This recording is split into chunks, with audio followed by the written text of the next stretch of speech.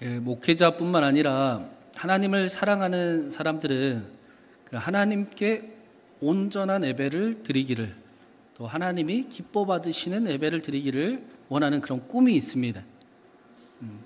하나님이 오순절 마가다락방에서 제자들에게 강하게 임하시고 거기에 있던 모든 사람들의 삶이 변화된 것처럼 하나님을 예배하는, 하나님의 임재가 경험되는, 하나님의 구원을 경험하는 예배가 되기를 원하는, 그런 예배 드리기를 원하는 간절한 꿈을 가지고 있습니다. 저는 우리 신광교회 예배가 하나님께서 기뻐 받으시는 예배가 되기를 바랍니다. 한 사람도 하나님을 무시하지 아니하고 습관처럼 예배 드리는 사람이 한 사람도 없으며 간절한 마음으로 그 오순절 역사가 경험되는, 하나님이 기뻐 받으시는 저와 여러분의 예배가 되기를 간절히 바랍니다. 우리에게 하나님의 은혜가 사라지고 잃어버리기 시작하면 나타나는 분명한 현상이 있습니다. 그것은 자신의 예배가 소홀해지기 시작을 한다라는 겁니다. 예배 시간에 자꾸 졸려요. 그러면 은혜가 사라지고 있는 거예요. 어떻게 하나님이 나에게 말씀해 주기를 원하는데, 하나님의 말씀을 사모하는데 졸음이 올 수가 있습니까? 예배 시간에 자꾸 딴짓을 해요. 어떻게 하나님이 보고 계시는데, 하나님이 내 예배를 기뻐 받으시는데 딴짓을 할 수가 있습니까? 특별한 일이 없는데 아무렇지도 않게 예배 시간에 왔다 갔다 합니다. 예배를 무시합니다. 어떻게 그렇게 하나님의 은혜가 있는데 그렇게 예배할 수는 없는 일입니다. 사랑하는 여러분, 저와 여러분에게 이러한 신호가 가끔 오지요. 저에게도 오고 여러분에게도 올 때가 있습니다. 그런 신호가 느껴질 때마다 오히려 더 하나님의 은혜를 간절히 원하고 하나님 앞에 전심을 다해 예배하는 저와 여러분이 우리 신광교회 예배가 되기를 간절히 바랍니다. 우리의 예배에 오순절 마가다락방처럼 하나님의 임재가 경험되고 성경의 역사가 동일하게 임하며 저와 여러분에게 흘러넘치는 축복이 가득하기를 주님의 이름으로 축원합니다. 오늘 말씀은 중요한 위치에 있습니다. 제자들이 마가다락방에 오순절에 성령의 임재를 경험하기 바로 직전이에요. 제자들이 무엇을 하고 있다가 성령의 임재를 경험하게 되었는가를 보여주는 말씀입니다. 다시 말하면 어떤 모습으로 있을 때 성령이 임하셨는가, 우리의 예배는 어떤 모습이어야 되는가를 보여주는 말씀입니다. 우리 12절부터 먼저 한번 같이 읽어보겠습니다. 12절입니다. 제자들이 감람온이라 하는 산으로부터 예루살렘에 돌아오니 이 산은 예루살렘에서 가까워 안식일에 거기. 지난주에 우리가 바로 앞에 말씀에서 예수님의 승천에 대해서 말씀을 나눴습니다. 예수님이 마지막으로 이 땅에서 승천하시기 바로 직전 제자들에게 너희는 내 증인이 되리라 라고 말씀을 하고 하늘로 올라가셨어요. 근데 오늘 말씀에는 예수님이 승천하신 장소가 감람온이라 하는 산이었구나, 감람산이었구나 라는 사실을 우리에게 알려주고 있습니다. 감람산을 성경은 겟세마네 동산이라고 똑같이 부르지요. 이 장소는 예수님이 간절히 기도하고 자주 기도하고 습관처럼 기도하던 그런 장소였습니다. 특별히 요한복음 나눌 때 예수님이 그 잡히시기 바로 직전 마지막 밤에 예수님이 하나님께 올려드리는 기도를 우리가 나눈 적이 있었습니다. 우리가 흔히 주기도문이라고 부르는 예수님이 가르쳐 주신 기도가 아니라 요한복음에는 유일하게 예수님께서 하나님 아버지께 친히 드리는 그 기도문이 나와 있었어요. 그때 예수님이 제자들을 위해서 뭐라고 기도하셨느냐? 하나님이 나에게 맡겨주신 이 제자들에게 하나님을 알게 했습니다. 하나님의 이름을 나타내었습니다. 이제 이들이 아버지의 말씀을 지키나이다 라고 기도를 하셨습니다. 기억이 나실지 모르겠지만 그 지키나이다 라는 말씀이 완료형으로 쓰여져 있어요. 그래서 하나님, 이제 이 제자들이 하나님을 알아요. 그래서 하나님 말씀 지키면 살 거예요. 그렇게 지킬 거예요. 그런 삶이 될 거예요. 라고 기도하신 것이 아니라 하나님, 제자들이 하나님의 말씀을 지킵니다. 예수님이 그렇게 기도하셨다는 겁니다. 제자들의 모습은 우리의 모습과 많이 비슷하지요. 이 다음에 제자들은 곧바로 예수님을 배신합니다. 하나도 남김없이, 한 사람도 빠짐없이 예수님을 부인하고 자기 살 길을 찾아 도망을 갑니다. 그리고는 부활하신 예수님을 만났지만 알아보지도 못합니다. 우리도 여기서 하나님을 뜨겁게 예배하는 것 같지만 저 문을 나가서는 하나님을 잃어버릴 것 아닙니까? 한 주간 또 하나님 없이 잘 사시고 나오실 거지요? 네. 일부 예배 때도 고개를 이렇게 젓는 분들이 계시던데 참 감사합니다. 우리는 여전히 하나님을 배신하는 일들을 경험하곤 할 겁니다. 또 우리는 넘어질 때도 있을 겁니다. 그런데 성경은 거기에 믿음이 없다라고 말씀하지 않습니다. 우리에게 믿음이 가짜라고 말씀하지 않습니다. 믿음이 약해서 그런다고 말씀하지도 않습니다. 오히려 우리 안에 여전히 연약함을 가지고 있고 또한 우리가 만나는 삶의 이야기가 우리의 통제를 벗어나 있다. 우리의 한계를 벗어나 있다라고 말씀을 합니다. 오늘 말씀에 제자들을 보면서 예수님께서 그렇게 아버지여 이들이 아버지의 말씀을 지켰습니다. 이들이 아버지를 믿습니다라고 말씀하셨는데 오늘 말씀에는 제자들이 정말 그렇게 된 모습이 나오고 있어요.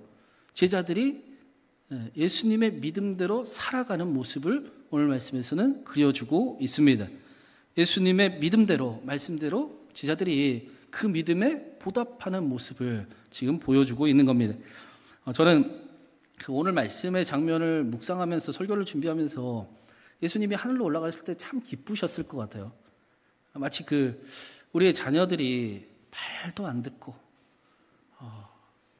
속은 속이라고 다 썩이고 하루에도 수백 번 이 자식을 포기를 해야 되나 붙잡아야 되나 고민을 하다가도 끝까지 사랑하고 정성을 쏟고 또 사랑을 나눴는데 어느 날 갑자기 그 아이가 내 기대대로 그렇게 살아가는 모습을 보여주는 거예요.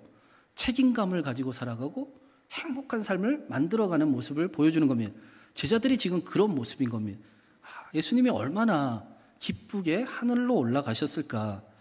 이제까지 제자들의 모습을 보면 제자들은 예수님의 말씀대로 또 하지 않고 자신의 생각대로 했을 가능성이 많습니다. 여전히 자신의 힘을 의지하고 자신들의 뜻을 구하고 그래서 혹시나 승천하신 예수님을 보고 나서까지는 우리가 예수님이 하늘로 올라가는 거 봤다라고 자랑으로 여기며 살아갔을지도 모르겠습니다. 그런데 한 사람도 그러지 않았다라는 겁니다. 이제는 그렇게 살아가지 않았대요. 예수님이 말씀하신 대로 그 자리에 모두가 떠나지 않고 예수님의 그 약속을 기다리며 그 자리에 머물러 있었다라고 말씀을 합니다. 그리고 13절, 14절에 제자들은 예수님께서 약속하신 성령을 이렇게 기다렸습니다. 우리 13절, 14절 같이 읽어보겠습니다.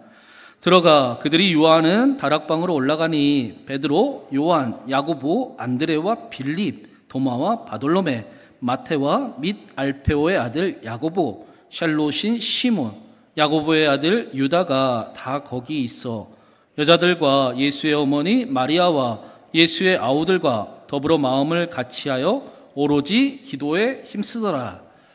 마지막에 오로지 기도에 힘쓰더라라고 말씀합니다. 제자들이 어떤 모습으로 성령을 기다렸는가?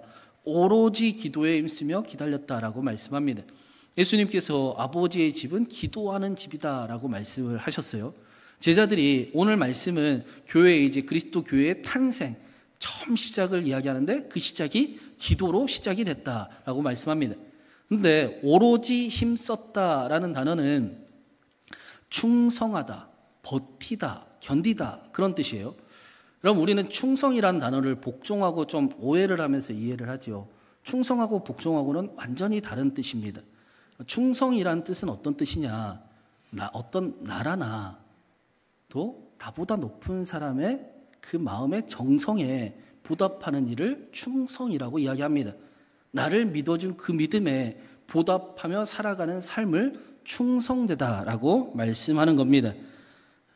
우리는 이제 10일 후면 이 마가의 다락방에 성령이 임하시는 그 사건을 잘 알고 있습니다. 근데 제자들은 모르잖아요. 언제인지 모릅니다. 기약이 없습니다. 제자들은 우리와 똑같이 언제입니까가 중요했던 사람이었습니다. 아무리 하나님이 약속을 해줘서 그러니까 하나님 그게 언제예요? 빨리 주세요. 그게 더 중요했던 사람들이었습니다.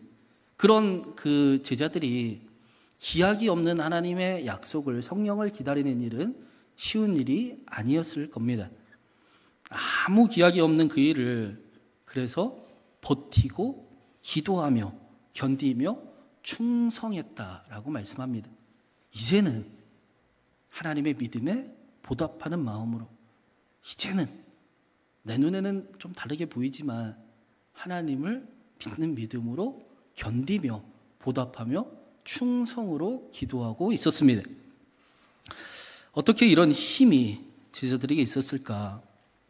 제가 전에도 말씀드린 적이 있었는데 13절에 보면 제자들의 이름이 정확하게 이렇게 다 하나씩 기록이 돼 있지 않습니까? 예수님을 버리고 도망쳤던 사람의 이름이 낱낱이 한 사람도 빠짐없이 이름이 그대로 기록이 되어 있습니다. 또 한 가지, 배신자들의 이름이 기록된 것과 함께 오늘 말씀에 나오는 그 이름들은 모두가 다 공통적으로 예수님의 부활을 경험한 사람들이었어요. 예수님의 부활하신 주님을 본 사람들이었습니다. 그래서 제자들은 자신들이 예수님의 말씀에 불순종도 해봤잖아요. 배신자의 삶도 살아봤지 않습니까? 실패도 경험했고 그 삶이 어떻게 되는지 결국을 이제 알고 있습니다. 자신들의 뜻대로 살아본 결과 그렇게 좋은 일이 일어나진 않더라. 그게 지혜가 있진 않더라라는 사실을 누구보다 잘 알고 있습니다. 그리고 그들은 그럼에도 불구하고 배신자인 자신들을 찾아와 여전히 사랑한다 말씀하시고 또 부활하신 주님이자 친구이자 또 스승인 예수님을 만났습니다. 그래서 제자들은 더 이상 자신의 방법을 이제 신뢰하기를 버린 겁니다. 나보다는 예수님의 말씀이 맞더라. 내 생각에는, 내 눈에는 도저히 아닌 것 같아도 결국엔 지나보니까 하나님의 뜻이, 하나님의 방법이 맞더라 라고 예수님을 신뢰하기로 결정을 했습니다. 제자들의 실패가 그들의 삶을 강하게 만들었습니다. 제자들의 실패가 그들이 더 이상 흔들리지 않고 오로지 충성하며 기도하게 만들었습니다. 제자들의 그 실패가 이제는 정말 복된 삶을 살아갈 수 있게 하는 힘이 되었습니다. 여러분, 우리는 그 실패를 두려워하고 또 엄청 부정적으로 생각하지 않습니까? 여러분, 실패하면 안 되나요? 여러분, 우리 실패하면 안 됩니까? 되지요? 네. 세상도 실패는 성공의 어머니라고 가르칩니다. 근데 하나님을 믿는 사람들이 실패는 나쁜 거야, 실패하면 안 돼 라고 생각하는 경향들이 많이 있습니다. 우리는 이전에도 실패했고 앞으로도 실패할 것입니다. 여러분, 앞으로 실패 안 하실 것 같으십니까? 여기 앞으로 넘어지지 않을 분이 있으실 것 같습니까? 한 사람도 없습니다. 그러나 넘어지면 다시 일어나면 됩니다. 중요한 건 그런데 그냥 일어나면 안 돼요. 일어난 거에서 멈추면 안 됩니다. 나를 일으키신 그 손이 누구인지를 알아야 합니다. 나를 여전히 사랑하시고 나를 강한 손으로 붙드신 분이 함께 계심을 알아야 합니다.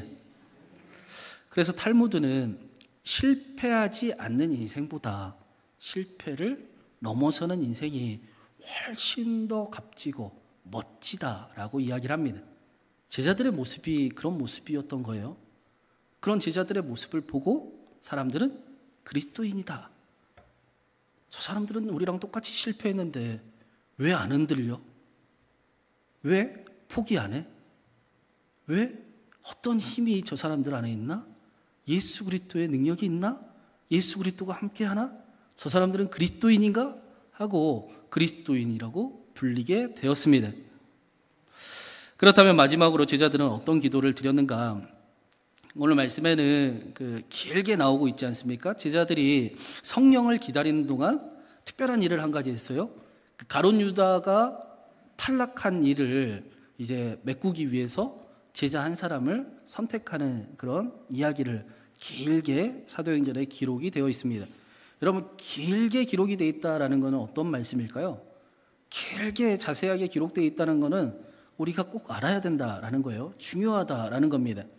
120명의 사람들이, 제자들이 모인 성도들이 모인 그 다락방에서 베드로가 일어나 이런 말씀을 전하기 시작을 해요. 우리 16절, 17절 말씀 같이 읽어보겠습니다. 형제들아, 성령이 다윗의 입을 통하여 예수 잡는 자들의 길잡이가 돼 유다를 가리켜 미리 말씀하신 성경이 응하였으니 마땅하도다. 이 사람은 본래 우리 수 가운데 참여하여 이 직무의 한 부분을 맡았던 자라. 20절도 있습니다. 시편에 기록하였을 때 그의 거처를 황폐하게 하시며 거기 거하는 자가 없게 하소서 하였고 또 일렀을 때 그의 직분을 타인이 취하게 하소서 하였도다. 베드로가 일어나 유다가 멸망한 것은 성경 말씀대로 이루어진 것입니다. 그런데 거기서 멈추면 안 되고 우리는 그 유다의 자리를 대신할 사람을 성경 말씀대로 우리가 세워야 합니다. 그렇게 이야기하는 겁니다. 한 문장으로 정리하면 우리는 이제 말씀이 이루어지기를 함께 기도하고 있어야 됩니다. 라고 말했다라는 것입니다. 그래서 바사바와 마띠아를 세우고 제비뽑기를 했습니다.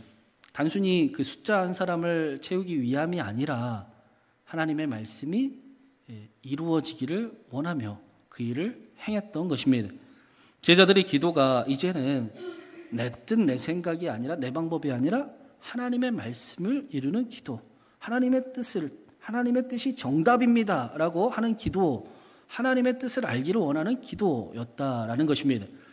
25절 마지막에 보면 유다는 이 직무를 버리고 제 곳으로 갔나이다 라고 말씀을 합니다. 그 유다의 인생이 왜 그렇게 비참한 인생이 되었는가? 사랑하는 사람을 팔아버리고 자신은 스스로 나무에 목을 매달아 떨어졌는데 오늘 말씀해 보니까 되게 징그러워요. 내장이 터져서 나왔다. 그게 결국에 얼마나 비참했는가를 성경은 우리에게 일부러 보여주고 있습니다. 이렇게 유다의 인생이 그렇게 비참했던 이유는 다름 아니라 유다가 제 곳으로 갔기 때문입니다. 유다는 자신이 가고자 했던 길을 욕망을 따라 걸어가고 그의 결국을 맞이했습니다. 하나님의 말씀이 수없이도 들리는데도 불구하고 아니, 나는 내 욕망을 따라 제 곳, 내 길을 걸어가겠다. 욕망이 이끄는 제 곳으로 갔습니다. 그리고 그 끝에는 은 30냥의 진리를 바꾸어 버리고 사랑하는 사람을 배신하고 스스로 목이 매달아 생을 마감하는 비참한 멸망을 경험을 했습니다. 제자들은 이 사실을 분명히 알고 있었습니다. 그래서 우리가 우리의 생각에 좋다고 맞다고 그렇게 살아봤는데 그게 아니더라. 이제는 하나님의 뜻을 구하는 게 맞더라. 하나님의 말씀이 내 삶에 이루어지게 해야 되겠더라 라고 그렇게 자신들이 말씀을 이루는 삶을 살아가게 해달라라고 기도하는 것입니다. 그런데 22절에 보니까 아무나 세워서 제비뽑기를 한 게 아니다라고 말씀을 하고 있죠. 제자들의 기도가 그 하늘에서 감 떨어지기를 바라는 수준의 기도가 아니었다라고 말씀을 하고 있어요. 22절에 새롭게 뽑히는 그 사도 제자의 조건이 있습니다. 첫 번째는 예수님과 반드시 함께 다니던 사람이어야 합니다. 두 번째는 예수님의 부활을 목격한 사람이어야 합니다. 세 번째는 25절에 봉사와 그 사도의 직분을 감당할 수 있는 사람이어야 합니다. 하나님의 일을 감당할 수 있는 사람이어야 합니다. 다시 말하면 그저 운에 맡기듯 제비뽑기 한 게 아니라 기도를 감당할 수 있는 사람이 세워지기를 원했다라는 겁니다. 기도한 대로 살아갈 수 있는 사람, 기도한 대로 살아가는 삶, 기도한 대로 살아가는 힘, 그 힘이 있기를 간절히 원하며 그렇게 기도했다라고 말씀합니다. 그래서 24절에 이렇게 기도를 하고 있어요. 우리 마지막으로 24절 같이 읽어보겠습니다. 그들이 기도하여 이르되 뭇 사람의 마음을 아시는 주여, 이 두 사람 중에 누가 주님께 택하신 바 되어. 마지막으로 사도의 가장 중요한 조건은 하나님이 택하신 사람, 하나님이 세우신 사람이어야 합니다. 바사와 마띠아 두 사람은 모두가 다 예수님의 공생애를 함께했던 사람이었습니다. 부활도 목격한 사람이었습니다. 예수님의 그 사도의 직분을 감당하기에 충분한 사람이었습니다. 부족하지 않았어요. 둘 다 어느 누구나 다 세워져도 충분합니다. 그러나 가장 중요한 조건이 있는데 하나님이 택한 사람이어야 됩니다. 다시 말하면 마지막에 결정은, 마지막에 최종 일은 제비를 뽑았다라는 것은 하나님께 마지막의 일은 맡겼다라는 것입니다. 사람이 마음으로 자기의 일을 계획할지라도 그 길을 인도하시는 분은 여호와이심을 신뢰하며 기도하는 것입니다. 24절에 하나님을 뭇 사람의 마음을 아시는 주여라고 고백을 하고 있어요. 지금 이 장면이 최초의 교회에 탄생하는 장면이었다라고 했지 않습니까? 교회가 탄생하는 그때 예수 그리스도의 교회가 하나님을 어떻게 불렀느냐? 뭇 사람의 마음을 아시는 하나님. 하나님은 우리를 잘 알고 계십니다. 우리가 그 하나님께 기도하고 있습니다. 우리의 기도도 마찬가지입니다. 우리의 기도의 응답은 하나님께 있습니다.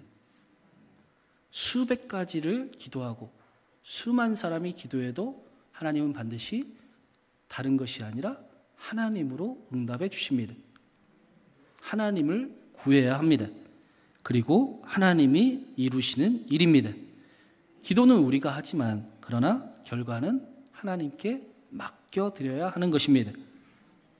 더 나아가 하나님께서 저와 여러분을 잘 알고 계십니다.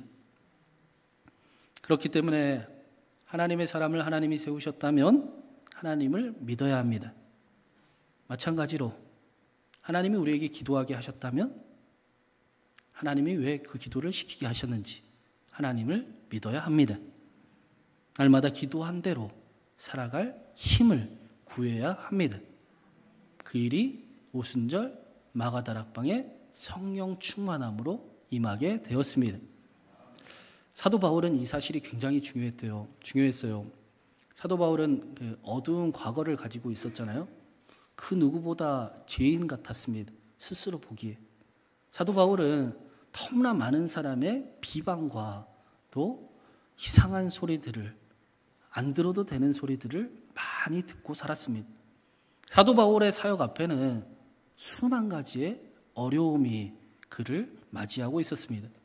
그러나 사도 바울이 그때마다 포기하지 않을 수 있었던 이유는 누가 뭐라 해도 하나님이 나를 택하셨다.